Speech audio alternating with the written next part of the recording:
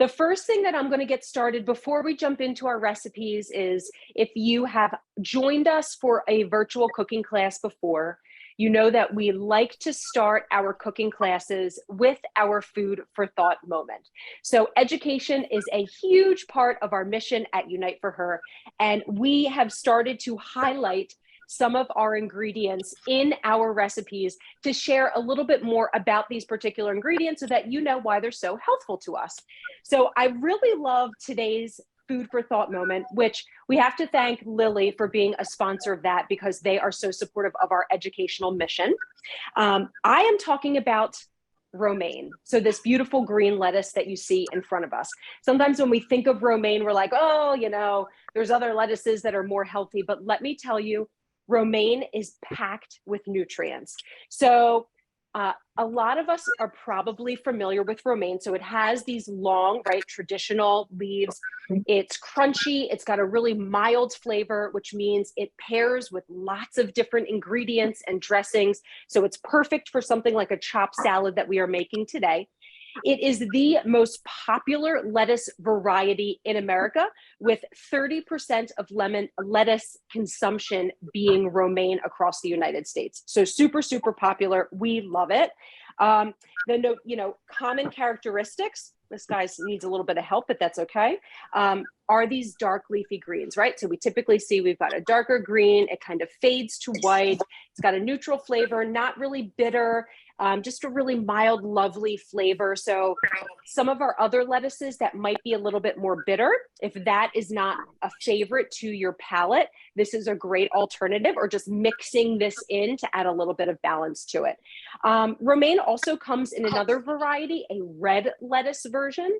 So if, you might see it has a little bit of a red or a purple top to it, still has that traditional sort of mild, crunchy flavor and texture to it, equally as delicious. Now, let's get into the nutritional benefits of romaine, because like I said, it's pretty packed full.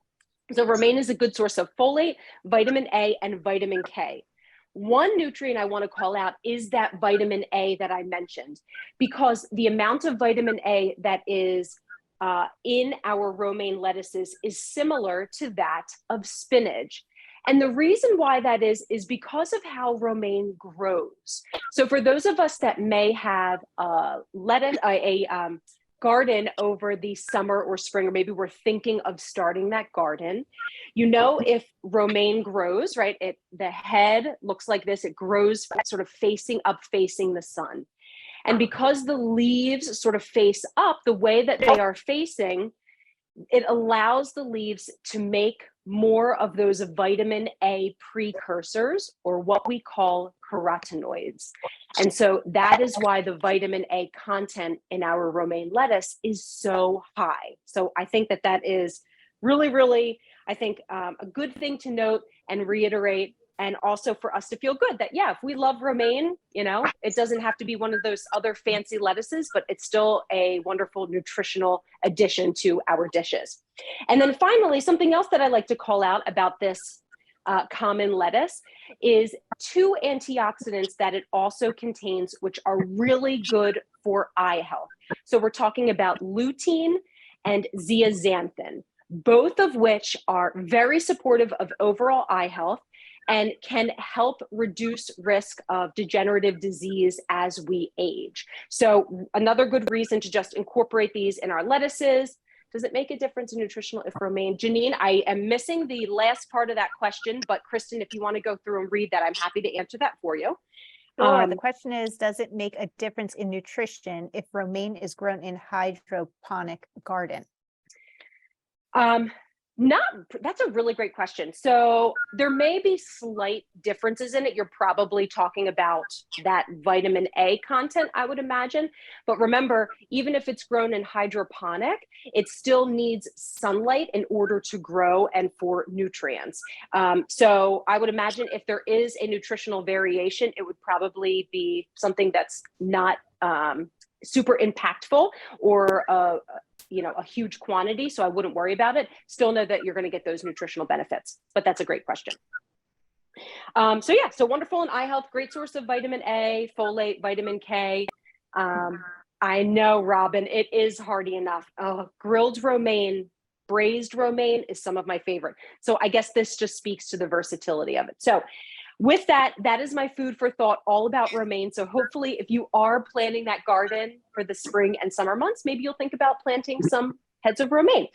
Oh, and one other thing, we know that historically there may have been some instances in the news where romaine has been linked to some foodborne illness, which is why at Unite for Her, we always make sure that we are washing our produce, even if it says that it has been triple washed. You want to make sure that you are giving it a good thorough wash on your own. This is a good opportunity to perhaps invest in something like a salad spinner or an herb spinner, which is a really convenient and easy way to wash our greens. So that is our food for thought moment. I am going to set this aside because we will be coming back when we prep our lettuces. I am also going to hop off camera for a moment so that I can reorient myself so I can show you more of my kitchen before we get to cooking. So as I do that, does anyone have any questions before we get started? Or Kristen, do we see anything in the chat?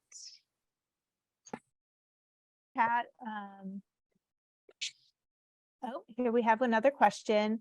When it is in a mixed salad clear case, why does the purple leaves rot so fast? So why do the purple leaves rot maybe faster than the other colored leaves? That's a really great question. And I don't have an answer to that. I'll be perfectly honest, because I have had in a mixed salad, the red lettuces that actually hold up really well. So it could be the brand, it could be how it's packaged, it could be how long it's been sitting in the grocery store. So I don't have an answer to that question, unfortunately, but I wish I did. But we do know that, you know, if you are creating your own salad mix, it can last a little bit longer than something that you may buy pre-packaged. However, we love the convenience of those. So, you know, there's positive and negatives to everything. Any other questions before we get started? Okay, wonderful. All right. So the first thing, I do actually want to call out one other reminder for those that are with us. I love it.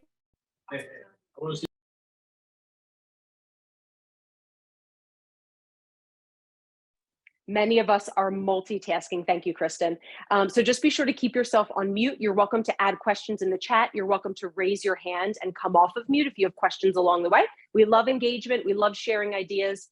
We just don't want to be a distraction as we're moving through the recipes. But again, we love multitasking. So let's get started a little bit. So the first thing that we're going to get started with is our asparagus soup with lemon and Parmesan. So this is a fabulous spring recipe. I love highlighting some of these ingredients.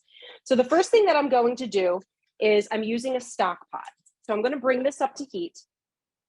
I'm going to start this on medium-high heat. Now, our asparagus soup recipe makes a lot. So I am actually going to half this recipe. So instead of 2 bunches of asparagus, I'm just using 1, although I broke it in half. I went to the farmer's market this weekend and I got the most amazing spears of asparagus. So I love that. So medium-high heat, we're going to start to preheat the bottom of our pot. And we're going to start by adding a little bit of fat, a little bit of cooking oil. So you can use olive oil. I am using a little bit of butter for this. If you want to keep this entirely plant-based, please know that you can use avocado oil or extra virgin olive oil, all of which will be perfectly fine. So we're going to let that melt. And then the first thing that we're going to do is add some of our basics to our soup. So we're going to start by adding some onion. I pre-cut, this is a yellow onion that I pre-cut that I will be adding to it. I saved a part of it for when we're going to start roasting our salsa verde, but we'll get to that in a moment. So once all of my butter is melted, we're going to add our onion and we're going to start sauteing. Erin, I do have a question if you'd like me to read it. Sure, go for it. Sure. Okay, Robin is asking, is there any difference between the white and green asparagus as far as nutrients and taste? That's a great question. So overall nutritional value, not really, but what you will find differences, and I love this question, are the different types of antioxidants that are in them. So when it comes to asparagus, there's typically 3 types that we may find at the farmer's market or in the grocery store. So one of which is this traditional green asparagus, which is most common. You'll also find white asparagus. You'll also find purple asparagus. So remember, what gives our produce color are different antioxidants. So in our white asparagus, what gives the color in things like cauliflower, our white onions, are the same antioxidants that you'll find in white asparagus. Purple asparagus, same thing. Green asparagus, same thing. But aside from that, the different nutrients, the folate, the vitamins and minerals, the fiber, all of that otherwise will be generally the same. That's a really great question, Robin. I love that. Okay, so my onions are sauteing. And then while that goes in, the next thing we're going to add are some potatoes. So I know that I'm having this recipe, but in making this several times, I know my family loves a potato heavy soup. So I am putting in a few more potatoes because that's what they like, but this also speaks to the versatility of this recipe. So I scrubbed my potatoes also. I picked these up at the farmer's market. I scrubbed them. I'm leaving the skin on because I want that added fiber. I'm also not too worried about the size because we're going to puree this soup at the end. But you do want to make sure that your potatoes, you're giving them a good scrub. I have a vegetable scrubber, which is like my best friend for these hardier vegetables. If there's any spots, like bruising that you see on your potatoes, you can just cut those right out. And of course, if you prefer to peel your potatoes, you can do that as well. I'm just using some yellow potatoes here. So all of these will go in and we're going to saute these along with our onions. I'm going to add one more because they like a really creamy soup. So again, this whole recipe makes a lot. So you could make the full dish and freeze half of it, or you can cut it in half like I'm doing. All right, so all our potatoes go in. Wonderful. Do sweet potatoes work in this recipe? You know, I haven't tried. I would say give it a try. I have not tried this with the sweet potato, so I can't speak from experience. But you know, what we're looking for in adding the potato to this is that velvety sort of creamy texture that we get from it. And you can still get that from sweet potatoes. So if you want to give that a try, of course, it'll change the color a little bit, but I would say, hey, any sort of potato you could use, go for it. Mm-hmm. That's a great question. So our onions and our potatoes are going to saute. I'm still on medium high heat. And then I'm going to add a little bit of garlic. So I have 4 smallish cloves here that I am just going to finely chop. One of my favorite garlic hacks in the produce section is finding garlic or ginger. Most often I use in the tube, and you just squeeze out a little bit. If you don't have time for chopping garlic, it's a really wonderful kitchen hack. You could also use garlic powder. I would say don't use garlic salt. That's an ingredient that we want to control on our own. All right, garlic goes in. Oh my gosh, that's so good. And then we're going to let this saute a little bit. Let me rinse off my knife. I just want to tell everyone I did drop the recipe in the chat. So if you want to click on it and, you know, kind of follow along as Erin is cooking, you can, or of course, just save it to your desktop or your phone. It is included in the chat. Absolutely. And again, I will be emailing it to the whole class afterwards. So know that you will have those in email form. I know sometimes if we're working on if we're working on an iPad or if you're watching from a phone, sometimes it's kind of difficult to get to that chat. So it will be coming to you in email. Okay. So while this is sauteing, I reduced my heat down to medium. It was getting a little spicy for me. So, be aware of your heat. Let's start prepping our asparagus. So when we talk about food storage, the optimal way to store your asparagus spears in your refrigerator is exactly as you see here. Upright with some water in a storage container. Now, we don't always have the room for that. My refrigerator, I feel, is always packed to the gill with lots of different things. So I don't often have space to upright stand it. So one other way that you can store it is just wrapping the ends of your asparagus in a damp paper towel, and I'll typically wrap it in a reusable plastic bag or a silicone reusable storage bag, and keep that in your crisper drawer. And that will help your asparagus from drying out. So there's a couple ways when we're prepping our asparagus. Traditionally we say like, oh, let's just go to the end and kind of break off that end so you could snap it right off. If you have little ones that want to help in the kitchen, that's always a really fun task for them to do. Or what you can also do is just slice off the bottom. So that's what we'll do. With our asparagus, all we're doing is just cutting this into equal size spears. And we're using top to bottom. So I'll kind of put these over while I continue to prep. And I love asparagus this time of year. This is asparagus season. If you have family members that don't like asparagus, have them try this recipe. It is to die for. Adding the lemon, adding the Parmesan at the end, which we'll talk about what you can use as a substitute if you want to make this entirely plant-based. There is so much flavor to this. I absolutely love it. All right. Erin, I do have another question.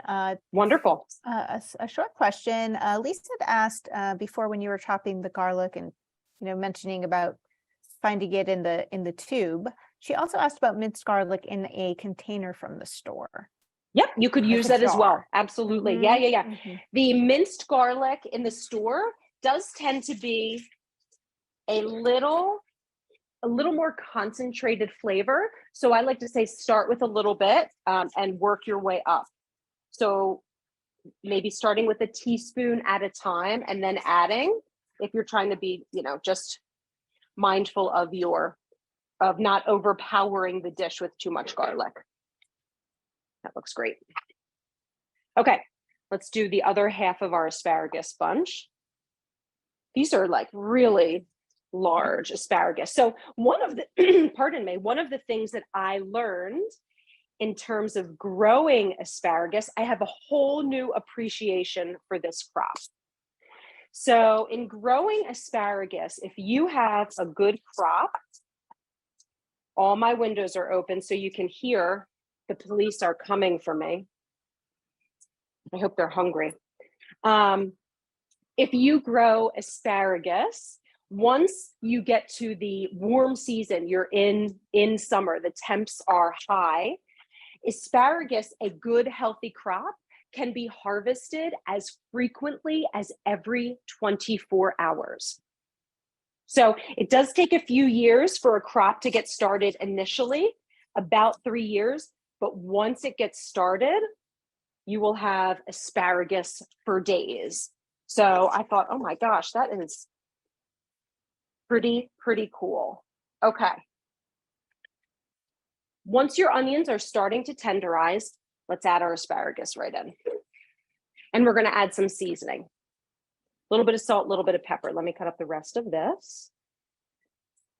I also love this dish because aside from pre-cutting my onion, there's minimal prep work, which means this is a great dish to whip together on a weeknight. So if you are looking for weeknight quick recipes to make for the family, stuff that will give you leftovers for lunch the next day, whether you're taking it to work, whether your kids are taking it with them to school, this is one of those dishes. Okay, asparagus is in. let's start adding our seasoning now. Get that incorporated. Okay. So I'm adding a little bit of salt. And again, salt, it plays an important role in cooking, pardon me, but we want it to be something that we can control. So especially for those that are watching your sodium intake for heart reasons, you have any issues with edema or fluid retention, really being mindful of how much you're using, if at all, is important. So I just added a bunch of freshly ground black pepper. We'll get all these going. Oh, this looks great already. Okay. And then from here, we're just adding our liquid. So I'm using a no added salt vegetable stock. Halving the recipe would mean that I would use about 3 cups. The full recipe calls for 6 cups. I have found, because I like to add a little bit more potato, that I end up using the full 4-cup quantity in one of these Tetra Paks. If you don't have a vegetable stock, you could use a chicken stock. You could also just use water. So I'll be using the whole thing. Perfect. If you really love that magic mineral broth that's from the Cancer Fighting Kitchen cookbook, you could use that as well. So lots of options. Okay. So from here, all we're going to do is bring this up to a boil. We'll turn it down. So let's bring our heat up. We'll turn it down, we'll put a lid on it, and then we'll let it simmer. We want our potatoes to be tender. We want our asparagus to be tender. And then we will puree it, and then we'll finish it off with some lemon and some additional parm, or what we could use as a substitution. And then we'll finish it with some microgreens, and it'll be delicious. So any questions about our asparagus soup before we move on? We do have a question, Erin. Robin would like to know, can you substitute leeks for the onion? Oh, absolutely. Yeah, absolutely. Yep. If you wanted to use actually any type of onion. So I'm glad that you mentioned leeks, because they also puree really well. If you've ever made a leek and potato soup, you could use any type of onion. I've used white onion. You could use shallots. So really substituting anything in that onion family would be great. Would it work in a crock pot? I don't see why not. If you wanted to cook everything over time and then puree it at the end, you could do that as well. So if you're low on time, just cooking everything on low for, I would, maybe 3 to 4 hours. I can't imagine it would take all that long. Yeah, and then give it a puree. I think that would be great. So quick recipe in a slow cooker, so easy. I love that. Okay, keep those questions coming as we're moving through. So let's move on. We are going to start prepping our salsa verde, our roasted salsa verde. So I have all of my ingredients. This is super easy. So the first thing I'm going to do is let's get our oven set up. So I will be moving my shelf. We're going to start by moving this not to the highest shelf, to the second highest shelf. So I'm right here. We're going to turn our heat up. I don't necessarily put this under the broiler, but I put it under high. I'm also going to turn my fan on, because you want to be nearby when you're doing this. We're going to roast all of our ingredients that you see. So what we have here, we have some tomatillos. We have some thick slices of that yellow onion, the rest of which is in my soup. I took 2 thick slices. I've got some garlic cloves unpeeled. We're going to roast these in the peel. And I've got a chili. I've got a jalapeno here. You could use a jalapeno. You could use a serrano. You could use nothing at all. A substitution that I think would add a lot of flavor dimension would be roasting a poblano pepper instead, which is a very low heat on the Scoville scale, but has beautiful flavor to it, especially roasted. So it would just add a degree of complexity without adding all of that heat, for those of you that don't like heat or just have a sensitive flavor profile to anything spicy. So lots of alternatives here. Now, let's talk a little bit about tomatillos, which, if you're not familiar with it, can be a little bit intimidating. So as you see, this is a tomatillo. Otherwise, like a little tomato, but it's actually not super close to a tomato because it doesn't have the water content and the inside is a little bit more dense when you compare it. In the grocery store, we tend to see them look like this. They've got a husk on it, right? So when you are ready to use them, you want to store them with the husk. When you're ready to use them, we peel them. Comes right out. Okay? And we just pop that top off.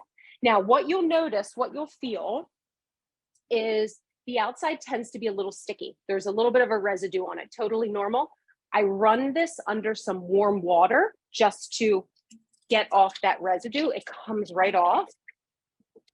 And then your tomatillos are ready for use. Now, you can eat these raw if you want. They have a mild, earthy, lemony sort of flavor, but really roasted, they're just so delicious. So that's what we're gonna do. A couple tips as we're doing this. Number one, if anything has a stem, so if your little chili that you're using has a stem, cut it off. Even the little garlics, they had a little stem, cut them off. Because under the high heat, we don't want them to start burning, right? You also want to make sure you stay close to your oven and you have your oven mitts ready because things will roast in at different times. So I will be going back and forth to my oven as I start to smell and say, okay, things are kind of happening and moving things around. So you'll see that in a moment. I'm also going to be using my tongs to turn and roast our tomatillos on all sides or most sides of it until they get really nice and toasty. So let's put this in the oven. I did line it with some aluminum foil. You could also use parchment. We're not adding any oil or any seasoning. We are roasting these as is. And then essentially, again, into our blender, adding a little bit of salt, a little bit of fresh cilantro, and you have yourself some roasted salsa verde. Super easy. So let's get this started. I feel like I could smell everything you're cooking. I could smell your kitchen. I will smell it as well. Okay. And this is boiling. So this looks good. One final stir. Okay. And then I'm turning this down and I am putting my lid on it. And then we are good to go. And I missed that last question. Roses is asking, do canned chilies work? Oh yeah, absolutely. Yes. You could use a canned chili if you wanted to as well. Yep. Okay. So while that's going, let's start with our green chopped salad with our miso vinaigrette. First, we're going to start by making our salad dressing. We talk a lot about how easy it is to make our own salad dressings. Super easy. You control the ingredients. It's very, very versatile. And it's just delicious. So that's what we're going to do today. So let me grab my ingredients. My preferred vessel for a salad dressing is a reusable ball jar, which is what we have here. Okay, and I've already started with my olive oil. So you just want a nice lid, and you want, because we'll be shaking this to mix everything together pretty vigorously, so you want a lid that goes on tight. So we're starting off with some good extra virgin olive oil.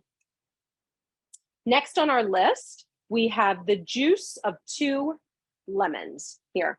So you'll see that we have an oil. We're going to add some acid to this, and then we're going to balance it all out with some other really fun ingredients. So we've got a little bit of lemon for acidity, some brightness. I'm also adding some apple cider vinegar. The recipe also calls for red wine vinegar, but I have found I really enjoy the flavor of an apple cider. But again, it just speaks to the versatility of this particular recipe. So you could use any type of vinegar, almost any vinegar. So apple cider, red wine, white wine, a Chardonnay. I probably wouldn't use balsamic if it's a little sweet for this, but any of those other vinegars would be perfectly fine. So use what you have in your pantry. Today, I'm using a little apple cider. Next, we are using miso paste. So this is a white miso fermented paste. Looks a little bit like peanut butter, a little bit, not quite as thick. Typically, you'll find this in the Asian section or maybe the fermented section of your grocery store. You'll find red and white variations. I'm starting to smell some roasting, so I will be popping over in a moment. This adds a really wonderful umami, earthy flavor. It also adds a creaminess to it. So this is going to be ingredient number one to really balance out the acidity.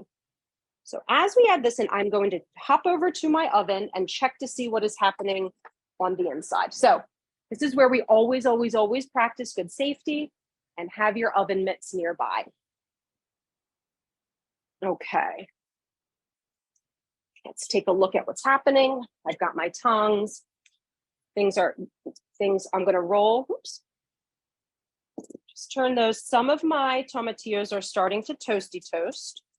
So we'll let those go a little bit. Our ovens are not there. Your garlic will roast up really quickly back in the oven. Erin, I have a question when you're ready. Great. Hold on one moment. Let me just turn this little guy here. Stay there. There we go. All right. Okay, ready. Sure. Allison asked, the miso paste, what nutritional value does it have? So miso paste is usually fermented edamame and maybe a little bit of rice. So you get some of that protein and some of the fermentation because it is a fermented product. So you get that little bit of nutritional boost, but really what this is providing is a really wonderful earthy umami flavor. So we're not using a ton of it. This dressing makes a lot. So we're not going to use everything that we're making for our salad today. So know that you will have leftovers. But those are the two benefits, a little bit of protein and then those healthy probiotics because this is a fermented product. Great question. Okay. Our next ingredient that we're adding, which may be a surprise, is a little bit of nutritional yeast. So nutritional yeast is a deactivated yeast. It's a beautiful yellow color. It's flaky. This also adds to the texture and balancing out, again, that acidity. Love the nutrition question. So nutritional yeast is a wonderful source of B12. So often used for those that are entirely plant-based or vegan, because we know that B12 is only found in our animal foods. So having this as a fortified product is a really wonderful way to get our B vitamin, which is critical for DNA development and so many cellular processes. So really good source, but again, deactivated. So it's a brewer's yeast or a baker's yeast, but it's the deactivated version. So it's not going to do any sort of leavening. Erin, can you find that in the baking section? Oh, great question. You could, most likely you find it in the baking section where the other flours are. The most common brand I'll show you is this Bragg's nutritional yeast. But some stores, I know Trader Joe's has their own brand of nutritional yeast. So your store may have its brand as well, all of which is perfectly fine. They look pretty much identical. But yeah, so this is a really common brand that we see. How do you store? I store this in my cupboard. So you don't have to refrigerator after it's opened. How about Liquid Aminos bread? I mean, if you wanted to try that, but that would be a totally different product. Liquid Aminos is good for substituting something like a soy sauce or a coconut aminos or a tamari. That's the same brand, different product. So you have this. Okay. I'm going to check my oven again.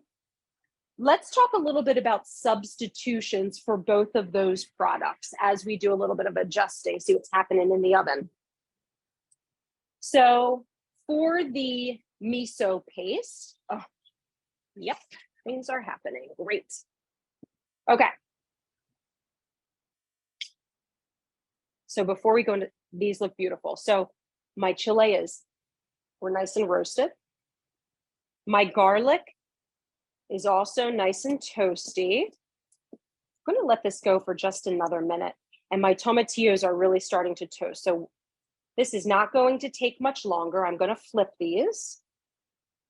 Just so it's a little even. They're getting soft. We want them to be really just soft and juicy and have a lot of flavor development. But you can see this doesn't take a long time.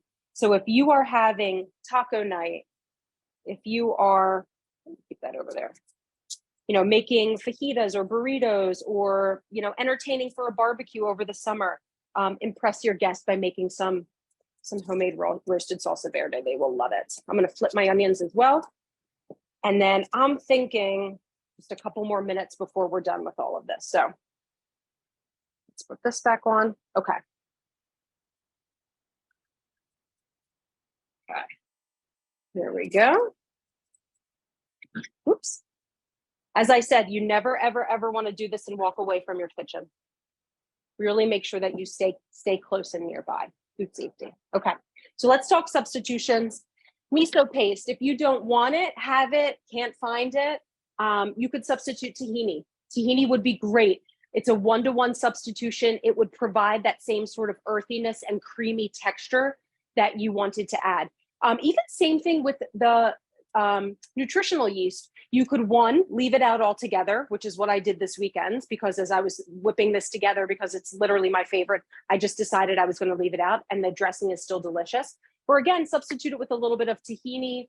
Even if you wanted to do a little bit of like a Greek yogurt or a dairy addition, still adding a little bit of tanginess and creaminess to it that would balance out that acidity, you could do that as well. So lots of options there. Okay. Finishing off, we've got 1 tablespoon. So the recipe calls for 1 tablespoon of dried oregano.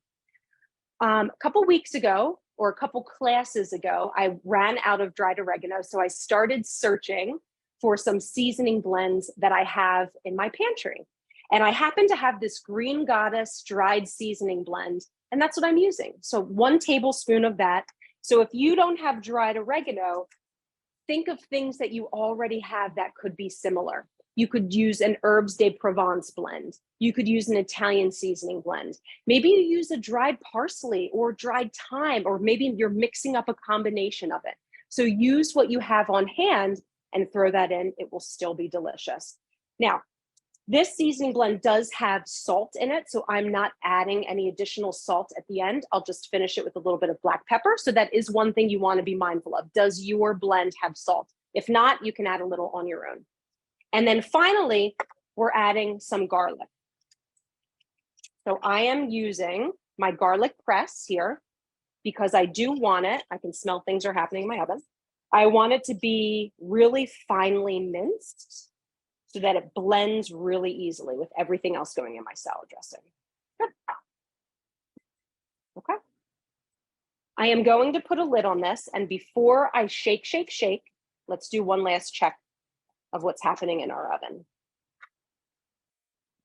And then once we take them out of the oven, we'll let it cool, and then we'll start mixing everything together at the end. Yep. All right. Oven off. Good. This looks great. Okay. So good. All right. Let me show you.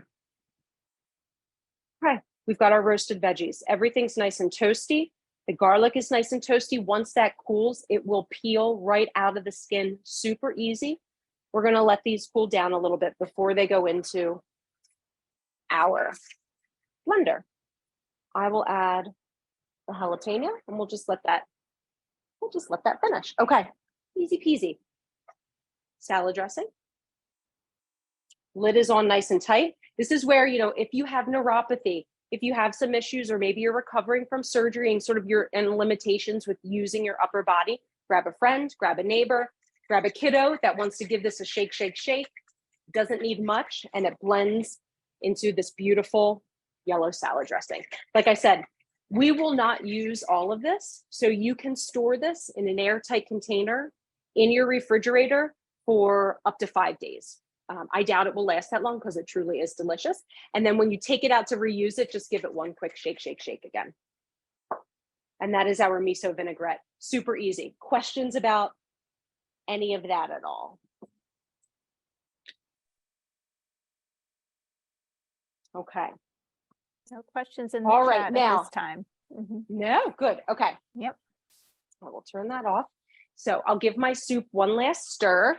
And now, oh, this looks great. Oh, it smells good too. It's going to be good. Okay. Let's practice our knife skills, shall we? Because with the chopped salad, good knife skills are being safe in the kitchen. So let's practice. Okay. We've got a lot going into our green chopped salad. Everything green that you could possibly think of will go in it. So use your imagination. And if you don't have everything green, use what you have in your. This is one of those chopped salad recipes that we think, okay, this is a crisper drawer clean out recipe that will only get better. So use what you have on hand. I will be adding everything to my clear bowl here so you can see what's going into it, but let's start practicing. So we will start with our, let's just grab what's right in front of me, celery. So I've got some celery here. Now, with knife skills, you want to make sure that you have a sharp knife. I'm going to give this a rinse. So one of the safety tools in kitchen safety is a dull knife is really unsafe because it can slip. It cannot cut directly through your food, and then you risk cutting yourself. So you want to make sure that your knives are sharp. You could sharpen them yourself, or you could take them to a local kitchen store. It should not be very much money. The kitchen store that is right down the street from me will sharpen your knife for $5 a knife, and it takes 2 to 3 days turnaround time. So once a year, typically I take my knives to them because they do a much better job than I do, and I let them sharpen all my knives. So a sharp knife is really important. And then you want to take your time. Do you have a knife brand recommendation? Oh, Janine, great question. So as I chop, because I understand that this is a little bit like watching paint dry, but I feel like this is really important. I'm cleaning off the edges of my celery, but otherwise I will be using all of it. So the little greens that are here, it's going to add beautiful color. So this is a chopped salad. So we're going to be cutting everything down into chopped pieces, right? So size matters a little bit. So I'm just going to half all of these. So let's talk a little bit about knife brands. I do not have, my other stalks are sort of small. I don't have a knife brand to recommend. And here's why. There are so many out there. You have to find what works for you because they all have different weights. The handles are all different. So you have to find what feels comfortable in your hand and in your grip. And depending on what that handle is, like I said, some knives are really heavy and you think it's just too heavy to hold.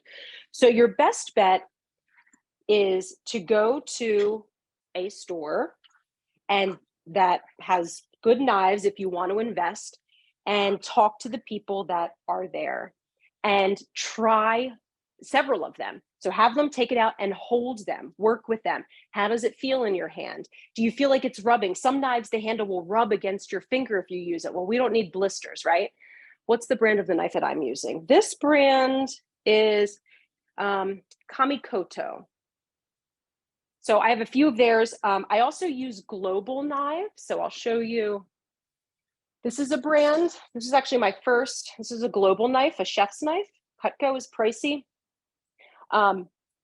So Global knives I love. And here's my other suggestion. Let's start with our romaine as well. We're going to cut up our romaine.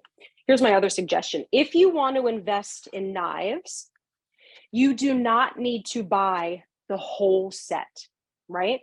Unless you are like a trained chef, you don't need all of those knives.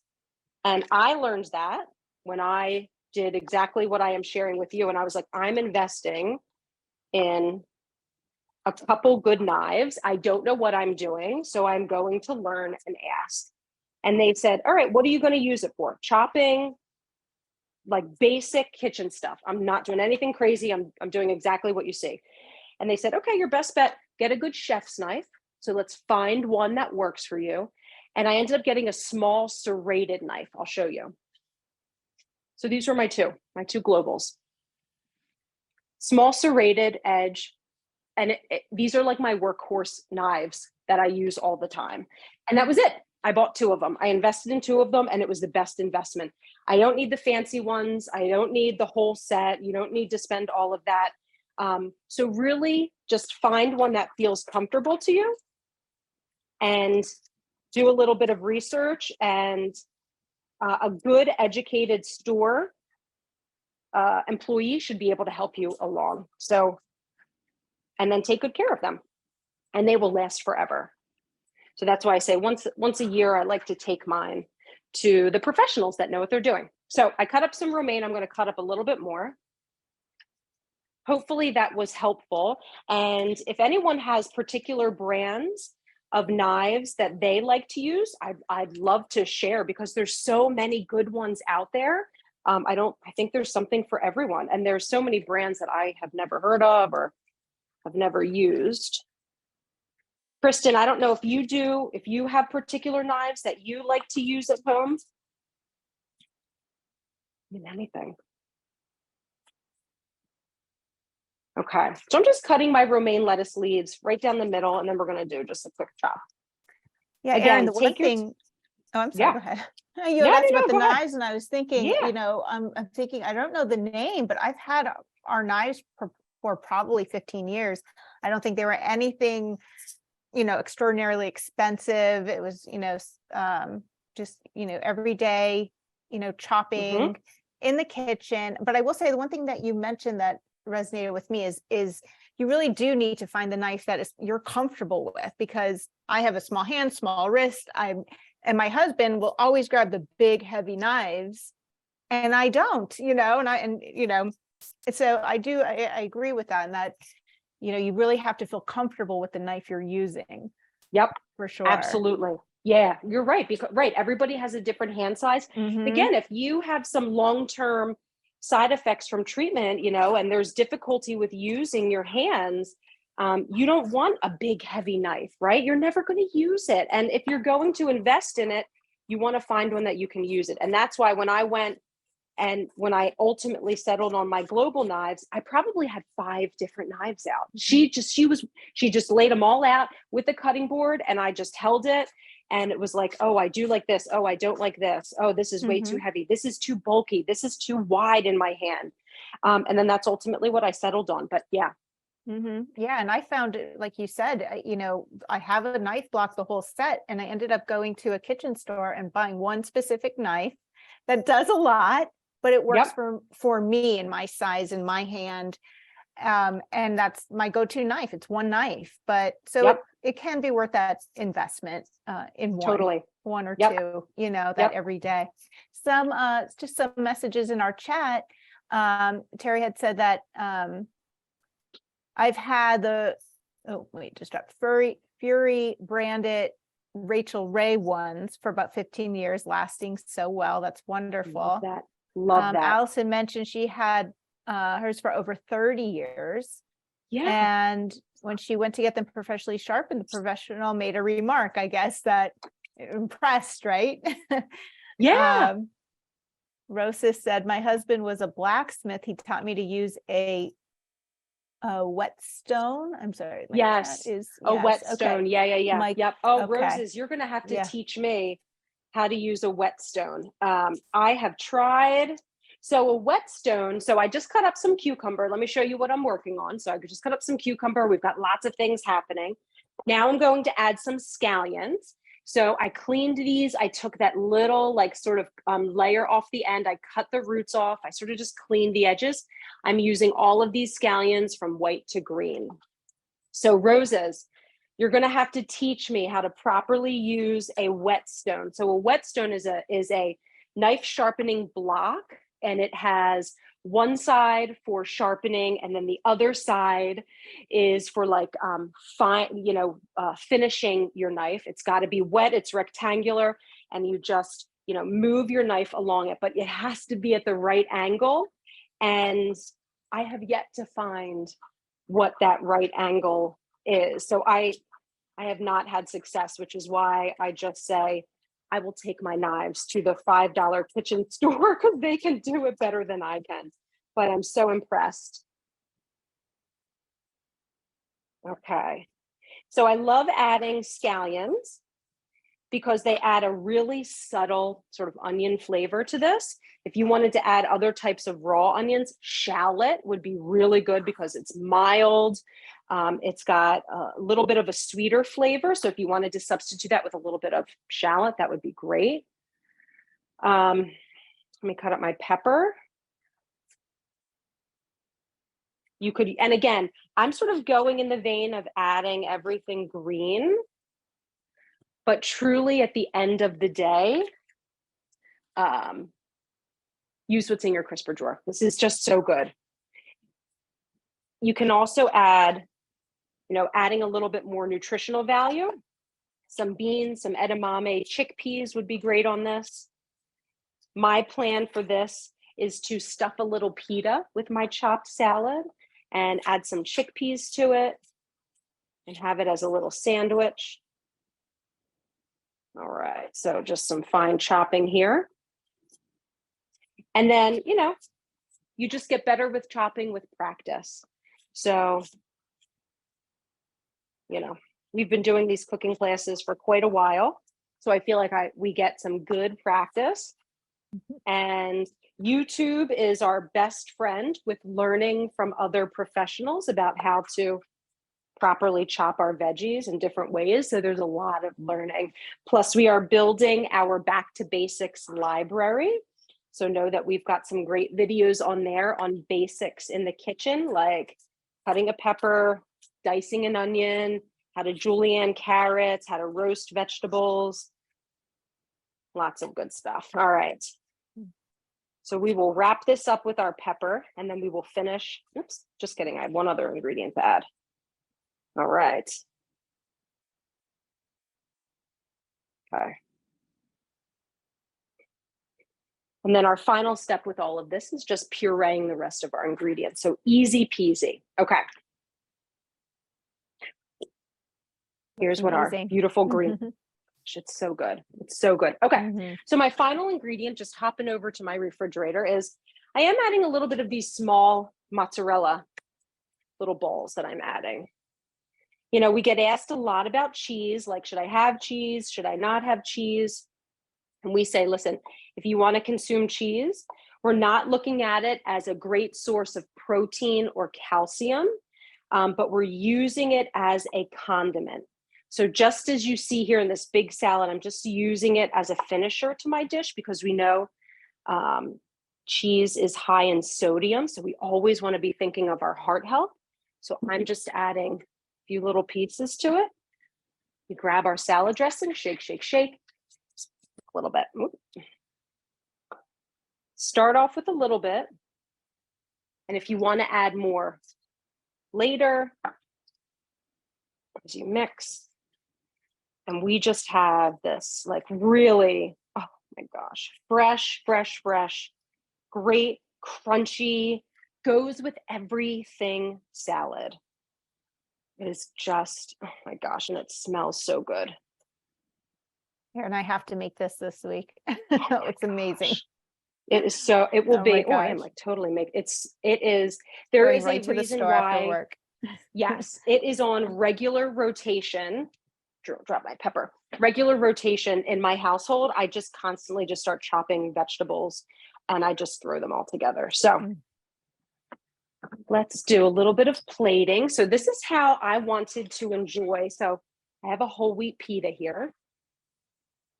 Like I said, because this is a chopped salad, it like is so great on its own, but like put it in a pita.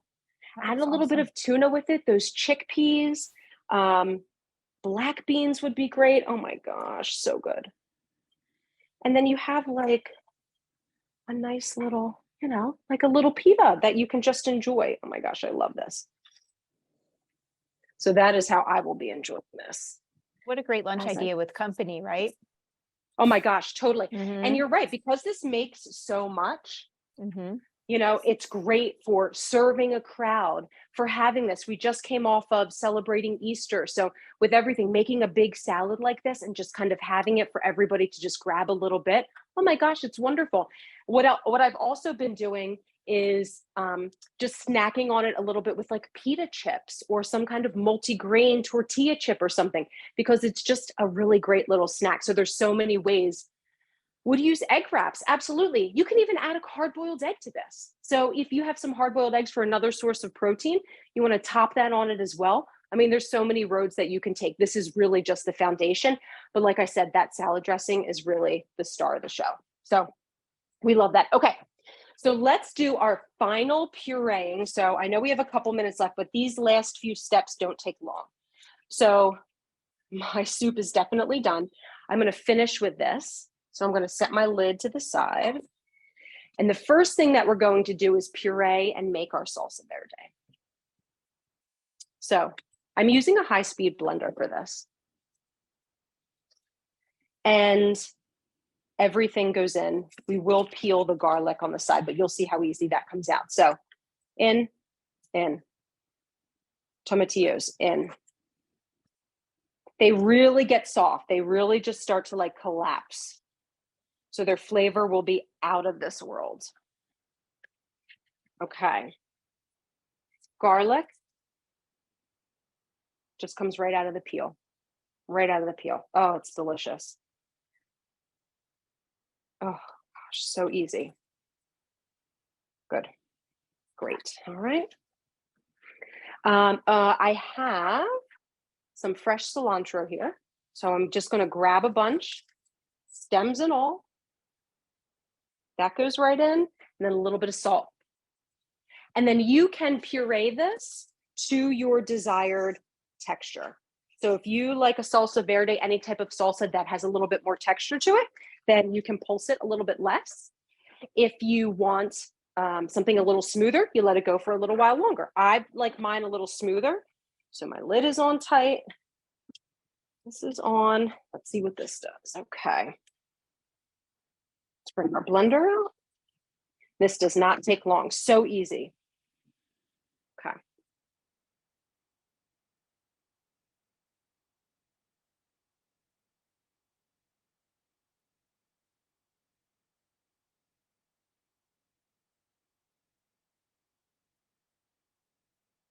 Let's see. Oh, delicious. Delicious. Let me show you what this looks like. Oh my gosh, beautiful green salsa verde color. Oh, great snack. Find a multi-grain tortilla chip. You want a healthy snack. I mean, the ingredients don't get fresher than this. Oh my gosh, it's delicious. Let's just give that a little taste. I am tasting a little, I'm picking up a little bit of the heat. Oh my gosh, it's so subtle. Oh, that's to die for. Yep. You will love this. And again, you can put this on anything. So any sort of Mexican type of cuisine, any kind of wrap or burrito, anywhere where you would use salsa, try this with the salsa verde. It is delicious. Okay. And then let's finish with our soup. So I'm going to just give my blender a rinse because I will be reusing this for my asparagus soup. So I'll be storing the rest of it in a container. Has anyone made their own salsa verde before? Is it something that we're accustomed to? Or hopefully, if you haven't worked with tomatillos, you definitely give it a try because you can't always find them anywhere. There is a local market in my neighborhood that sells them, which is great. So I just pop on over there. But they're really wonderful. And especially as we're getting into entertaining barbecue dip season. I mean, again, why go out and buy the store brand when you can do this on your own? Totally. Okay. Kathy's going to try it on Cinco de Mayo. Smart. I like that. And that's coming up soon. Oh my gosh, great idea. Kathy, you have to let me know what everybody thinks, right? That is a great idea. Okay. So I'll set that aside. So now what I'm going to do is spoon my soup into our canister here. Now, if I had the choice, everything is really well cooked. I would let the soup cool a little bit, because you want to be mindful anytime something is really hot and you start blending it, depending on the vessel in which you are using, it can create a little bit of a vacuum. So we want to be just mindful of that. So I'm going to just scoop this out. We'll puree it really well. Now, if you don't have a high-speed blender, you can use an immersion blender would be fine, or a Ninja would be fine. So use whatever you have. If you don't have either, even using a little bit of a potato masher, it might be a little rigorous, but you could get it done. All right, let's pour the rest of this in here. Lydia had mentioned that salsa verde is so great on chicken enchiladas, and so true, right? So delicious. So true. Yep. And there's just something about roasting that just really enhances the whole flavor profile of everything. It's really wonderful. So, all right. So everything fit. Now, I have my top ever so loosely sitting on top, because again, there's going to be a lot of heat that's going to come through and I don't want it to create a vacuum. I'm just going to try to puree this as keep this nearby, actually. We'll do that.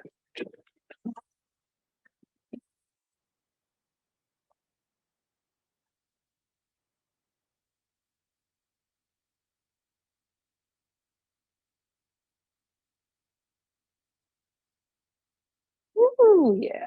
Okay. Doesn't take long, right? When all your veggies are cooked well.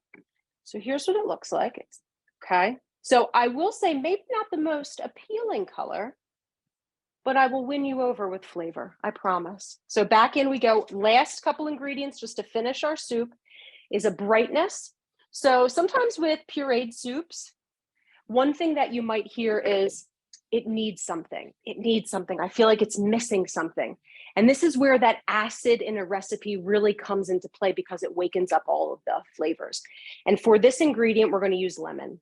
So I am going to squeeze. Can you let it cool a bit before you praying? Phyllis, yes. If I had a little bit more time, I would let my soup cool down before I pureed it. But because we just have an hour together, I wanted to show you what that would look like, which can be perfectly, like I said, it's no problem to do it. You just want to make sure that you don't have a tight seal on the top, because it will create that vacuum. That's why I kind of left that open. But yes, you could let it puree, you could let it cool down, and it would be perfectly fine. So adding a little lemon. If you did not have lemon, again, a little bit of vinegar. So add a little splash of, I think an apple cider vinegar would be really great. And then I'm finishing with a little bit of grated Parmesan to add a little bit of cheesiness, a little bit of salt, a little bit of earth to it. You could substitute nutritional yeast, 1-to-1 substitution. So a little bit of this is going in. I am going to finish with some freshly ground black pepper.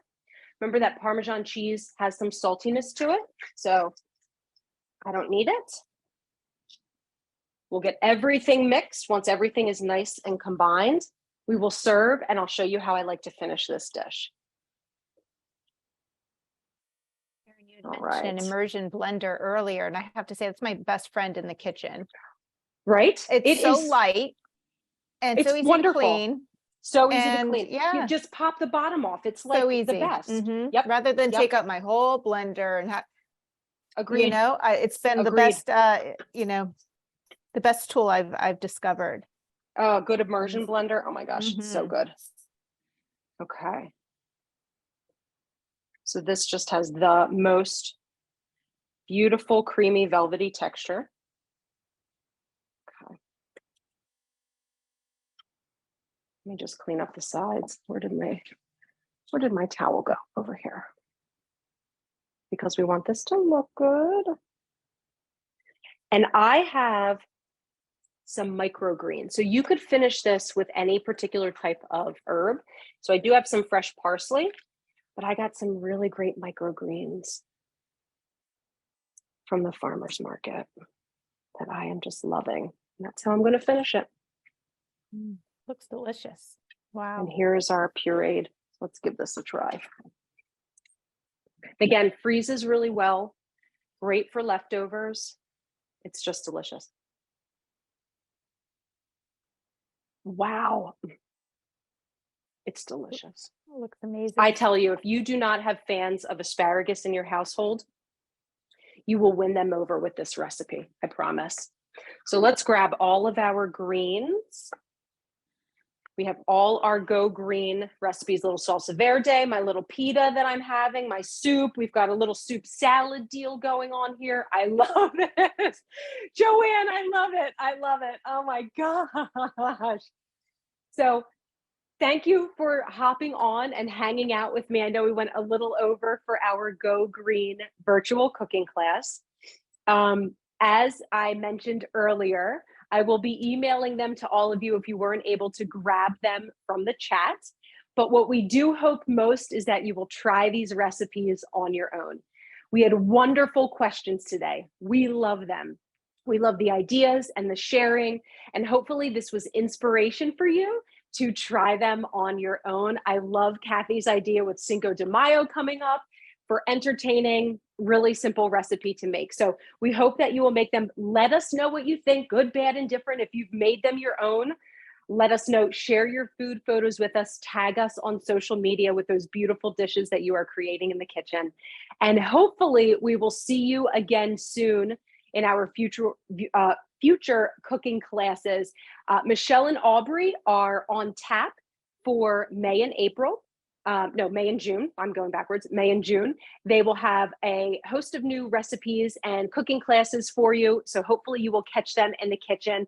I am so grateful for everyone for joining us on this Monday. And hopefully we will see you again. So happy cooking. Thanks for being here. Practice those knife skills. And I look forward to seeing you again. And thank you, Kristen, for being a fabulous co-host today. Oh, you're so welcome. Thank you everyone for being here. What a great class.